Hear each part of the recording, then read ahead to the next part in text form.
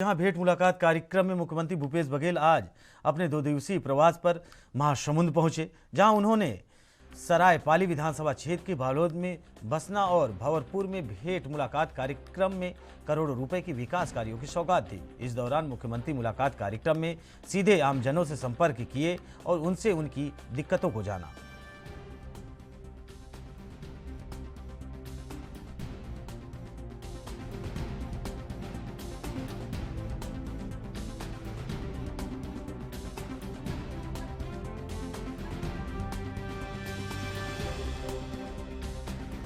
आज मुख्यमंत्री भूपेश बघेल भेंट मुलाकात कार्यक्रम के जरिए जनता से मुलाकात किए, संवाद किए और छत्तीसगढ़ के विकास में उन्होंने कहा कि जनता से जितना अच्छा संवाद होगा उतना क्षेत्र का विकास होगा।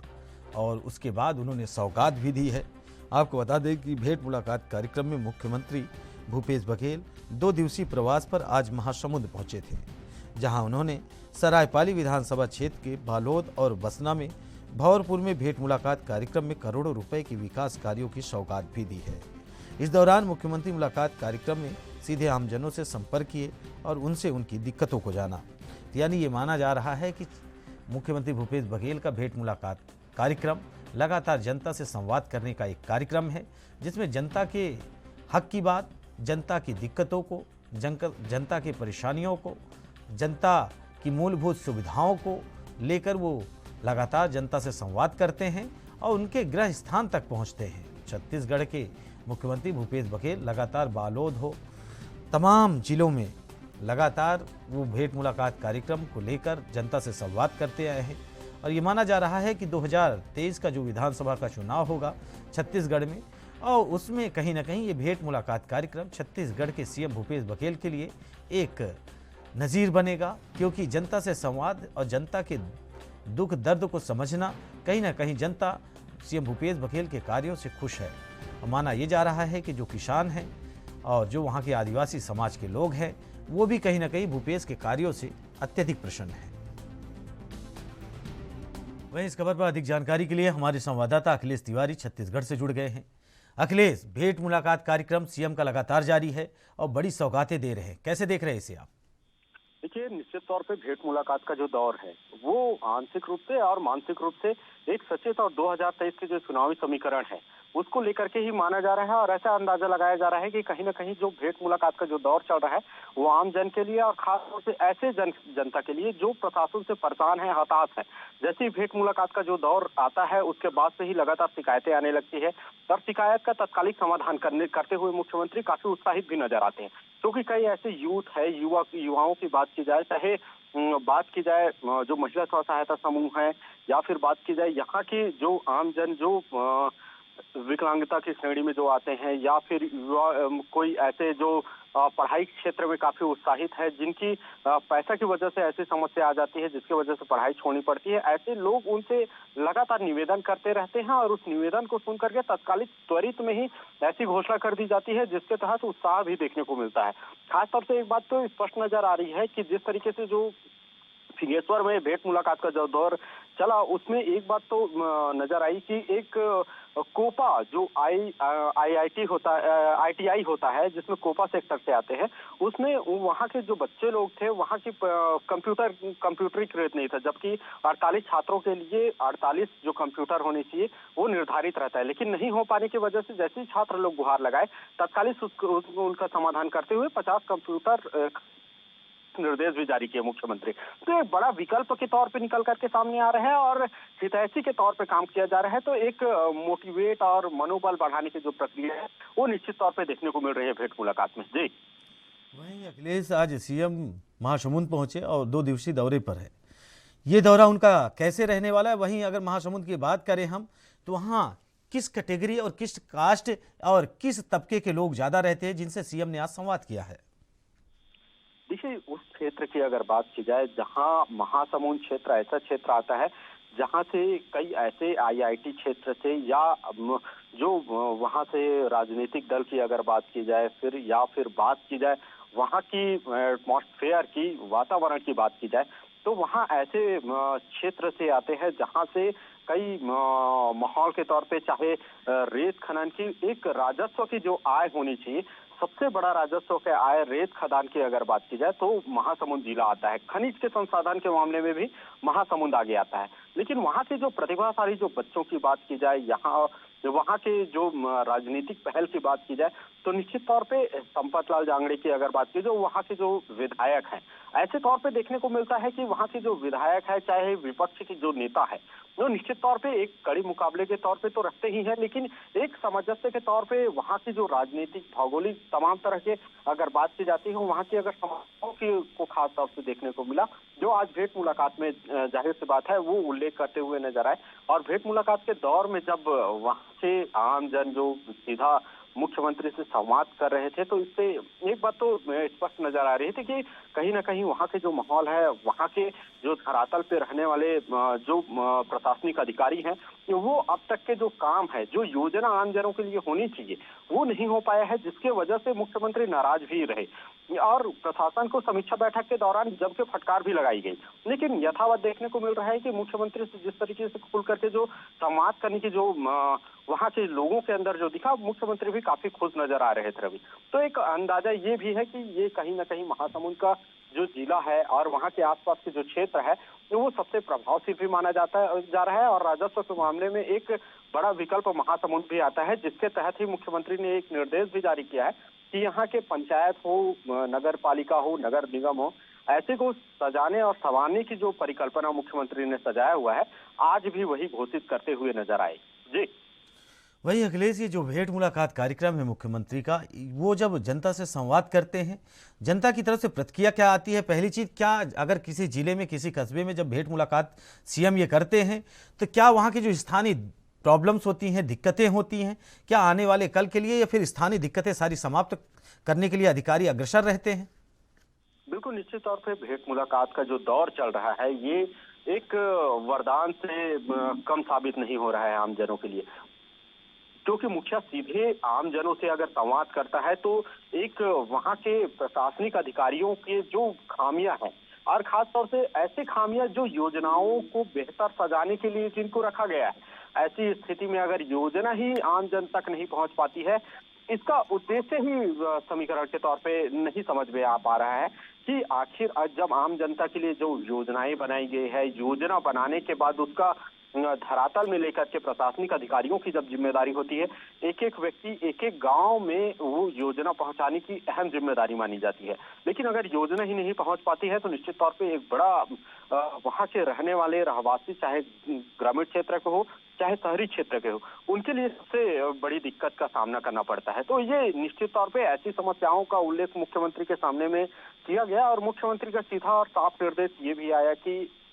अगर समस्याओं का समाधान ऐसे प्रशासनिक अधिकारी नहीं करते हैं, तो तत्कालिक उनके ऊपर कार्रवाई करने के भी निर्देश जारी किए। और एक और स्पष्ट जानकारी मिली है वहां से कि वहां के जो कुछ भू माफिया है, जहां से जमीन की खरीदी बिक्री का जो काम किया गया था, राजस्व के आय के लिए भले किया गया था, लेकिन कई ऐसे मापदंड है जो सरकारी भूमि को भी बेच दिया गया था। ऐसे भू माफियाओं को संरक्षण देने वाले पटवारियों के ऊपर भी कार्रवाई करते हुए 2 ऐसे पटवारी हैं जिसको निलंबित कर दिया गया। तो एक जो निर्देश जारी हो रहा है, या फिर आम जनों की जो सूचनाओं के आधार पर जो त्वरित कार्रवाई हो रही है, ये प्रशासन के ऊपर लगाम लगाने वाली जो किस्से है, वो स्पष्ट रूप से नजर आ रही है रवि जी। वहीं अखिलेश, अगर हम भेंट मुलाकात कार्यक्रम की बात करें तो 2023 में विधानसभा चुनाव है। इस भेंट मुलाकात कार्यक्रम का चुनाव में कितना असर पड़ने वाला है, और क्या भेंट मुलाकात कार्यक्रम अगर सीएम कर रहे हैं, तो क्या विपक्ष की तरफ से, यानी भारतीय जनता पार्टी या तमाम जो भी और पार्टियां हैं, क्या उनके तरफ से कभी भी आरोप प्रत्यारोप हुआ है? बिल्कुल, निश्चित तौर पे भेंट मुलाकात में कई ऐसे हंगामे भी हुए हैं जो विपक्ष की तरफ से किए गए हैं। कई ऐसी जो समस्याएं हैं जो आम जन के, खास तौर से ऐसे क्षेत्र में जहां भाजपा की दबिश है, वहां के विधायक है, ऐसे क्षेत्र में जब मुख्यमंत्री के सामने में पटल पे रखा जाता है कि भेदभाव का काम किया जा रहा है, अन्य जो जिले हैं, अन्य विधानसभा क्षेत्र है, जहां बकायदा जो बजट है उसको अंतरण किया जाता है, वहां पहुंचाया जाता है, वहां की विकास धरातल में दिखाई दे रही है। लेकिन भाजपा के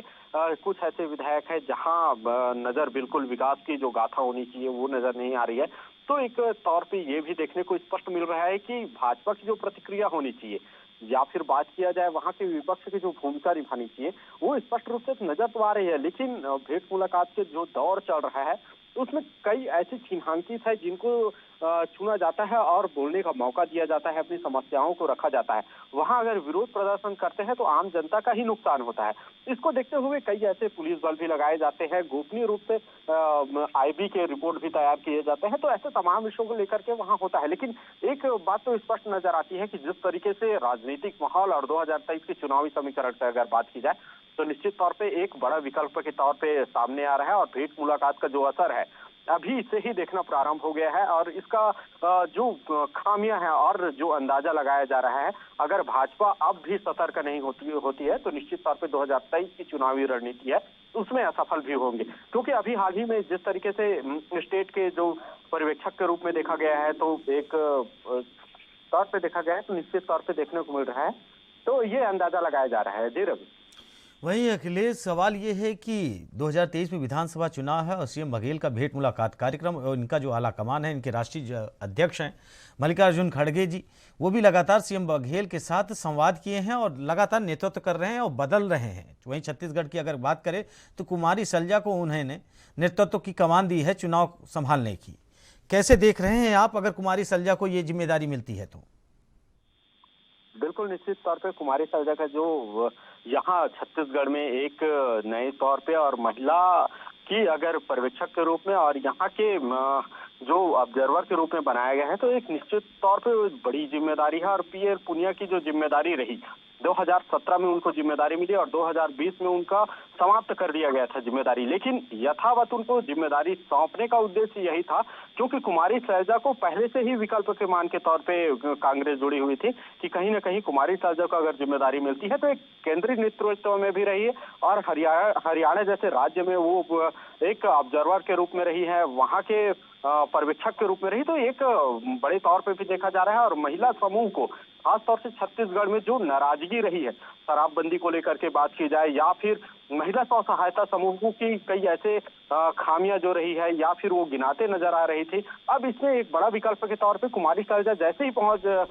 मीटिंग लेने के उपरांत ये भी नजर आएगी कि एक महिला समूह को साधना और छत्तीसगढ़ में खासतौर से ऐसे वर्ग जो नक्सलगढ़ के क्षेत्र में आता है और आदिवासी सबसे ज्यादा बाहुल्य क्षेत्र है, वहां को किस तरीके से साथ पाते हैं, ये सबसे बड़ी विकल्प के तौर पे देखा जा रहा है। और इसके साथ साथ क्या रणनीति ऐसी बनाई जाएगी जो 2023 में साबित होगी और चुनाव जीतने के लिए और चुनाव की रणनीति के लिए किस तरीके से कौन कौन समीकरण तैयार किए जाएंगे, ये सबसे महत्वपूर्ण होगा। और कहीं ना कहीं अगर पीएल पुनिया से 2017 में जिस तरीके से चुनावी जीत घोषणा करवाई गई थी, अगर कुमारी सैलजा अगर पीएल पुनिया से अगर सलाह लेते हैं, एक बड़ा सलाहकार के रूप में उनको लेना चाहिए और अगर नहीं लेते हैं तो निश्चित तौर पे एक अलग से रणनीति का भी जो दरमियान है वो भी देखने को पड़ सकता है। वहीं अखिलेश, आपने बात किया कुल नक्सलवाद की, तो क्या सीएम बघेल के आने के बाद नक्सलवाद में कमी आई है या फिर नक्सलवाद को लेकर सरकार ने क्या कुछ योजनाएं, उनसे संवाद क्या कुछ की है अब तक? बिल्कुल, निश्चित तौर पे जो जिस तरीके से यहाँ के अगर बात की जाए नक्सलगढ़ को लेकर के तो काफी ज्यादा यहाँ के नक्सल क्षेत्र में जो कमी आई है और नक्सलियों की जो पलायन की जो बात कही जा रही है, खासतौर से महेंद्र कर्मा के निधन के बाद से ही स्पष्ट तौर पे देखने को मिल रहा है कि जो नक्सली रहे हैं वो निश्चित तौर पे आत्मसमर्पण भी किए हुए हैं। तो एक नक्सलगढ़ होने का जो पैमाना था, मापदंड तैयार किए गए थे, बाहरी माहौल की अगर बात की जाए वहाँ भय की स्थिति वातावरण निर्मित की गई, तो ये अब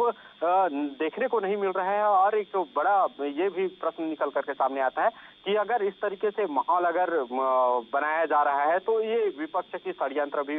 पक्ष जो मानते नजर आ रही है। और अब देखना यही होगा कि आखिर नक्सलगढ़ जो कहे जा रहे हैं, जो किस्से में गढ़ते आ रहे हैं, अगर इसका पन्ने को अगर नहीं पलटा जाता है तो निश्चित तौर पे 2023 की जो चुनाव है वो आदिवासी क्षेत्र में क्या योजना को धरातल में लेकर के जाएंगे या फिर वहां की जो योजना चली है उसको किस तरीके से उल्लेख करेंगे, ये बड़ा प्रश्न निकल करके आएगा रवि। वहीं अखिलेश, अगर जैसे हम आपने चर्चा किया विधानसभा चुनाव की, और विधानसभा चुनाव में 2023 में आपको क्या लगता है कि वो कौन से मुद्दे रहेंगे जो मुद्दे जनता के हैं और जनता उन समस्याओं से जूझ रही है जो छत्तीसगढ़ में मेन फैक्टर साबित होंगे सरकार बनाने में?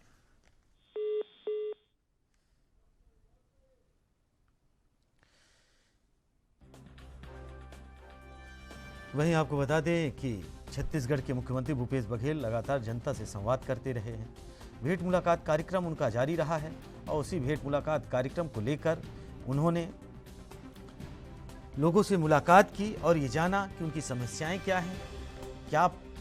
दिक्कतें हैं। अगर अधिकारियों या कर्मचारियों से किसी भी प्रकार की अगर सहायता नहीं मिल पाती, किसी भी प्रकार के ब्लॉक लेवल, इस जिला लेवल या तहसील लेवल पे अगर किसी भी प्रकार की किसी भी ग्रामीण को कोई दिक्कत होती है तो सीएम के नेतृत्व वाली टीम जो है वो लोगों को, अधिकारियों को इस बात को सजेशन देती है कि किसी भी प्रकार को आदिवासियों को दिक्कतों का सामना ना करना पड़े।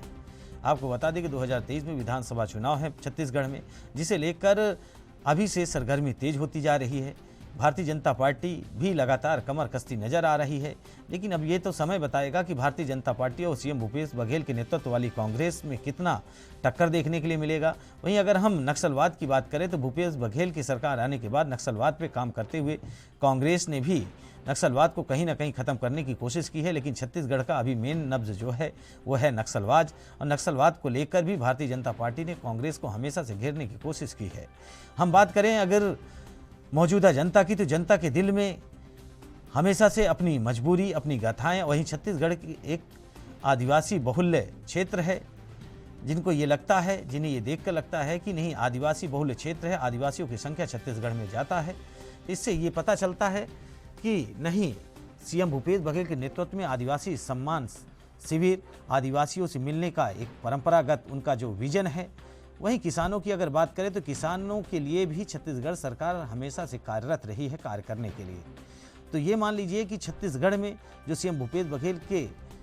नेतृत्व वाली सरकार है वो लगातार विकास के रास्ते पे अग्रसर है। वहीं सीएम भूपेश बघेल से मीडिया के द्वारा पूछे गए प्रश्नों के बाद उन्होंने जवाब दिया कि नहीं, छत्तीसगढ़ एक नया मॉडल तैयार करेगा। वहीं उन्होंने गोबर से गैस बनाने की प्रक्रिया को भी जन्म दिया है और गोबर के तरीके से उन्होंने दीपावली और छठ के पहले ही उन्होंने हर तरीके से इस बात को कोशिश की है, इस बात को लगवाया है कि किसान जो हैं वो अपना उपार्जन बढ़ा सके, अपने पैसे का स्रोत बढ़ा सके। ये माना जा रहा है कि छत्तीसगढ़ में सीएम भूपेश बघेल के नेतृत्व वाली कांग्रेस लगातार लोगों से संवाद कर रही है, लोगों की समस्याएं सुन रही है।